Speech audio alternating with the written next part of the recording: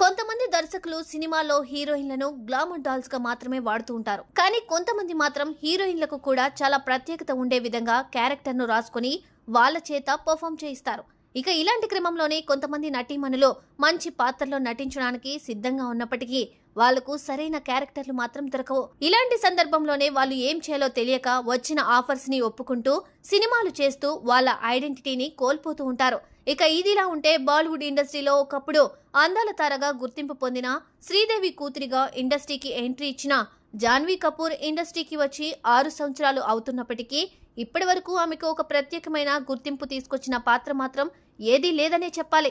ఇప్పటి వరకు ఆమె రొటీన్ మూస ధోరణిలో సాగిన పాత్రలను మాత్రమే చేసింది. వైవిధ్యభరితమైన పాత్రలను పోషించడంలో తను విఫలమైంది. ఇక దర్శకులు కూడా ఆమెకు ఎప్పుడూ అలాంటి పాత్రలనే ఇచ్చారు తప్ప మంచి క్యారెక్టర్స్ ను ఇచ్చి ఆమెలో ఉన్న నటిని బయటకు తీయడంలో ఫెయిల్ అయ్యారు.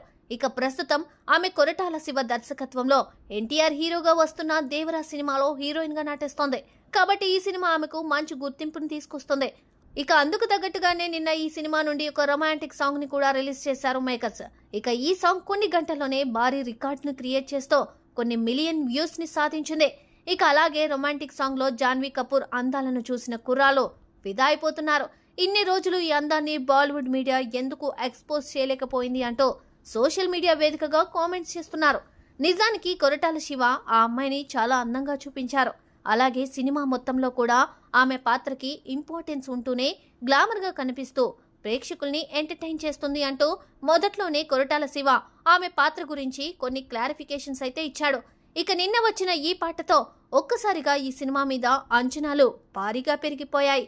అలాగే ఈ ఒక్క సినిమాతోనే స్టార్ జాన్వీ కపూర్ హీరోయిన్ గా గుర్తింపు తెచ్చుకోబోతుంది అంటూ వాళ్ళ అభిప్రాయాన్ని వ్యక్తం చేస్తున్నారు.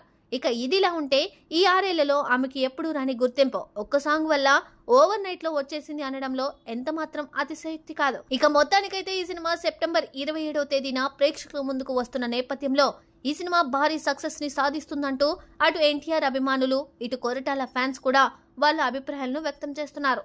అలాగే బాలీవుడ్ కూడా ఈ సినిమా కోసం భారీ అంచనాలతో ఎదురు చూస్తుంది అనేది చాలా క్లియర్ గా తెలుస్తుంది. Save a life. Download UBlood app. UBlood for the new blood.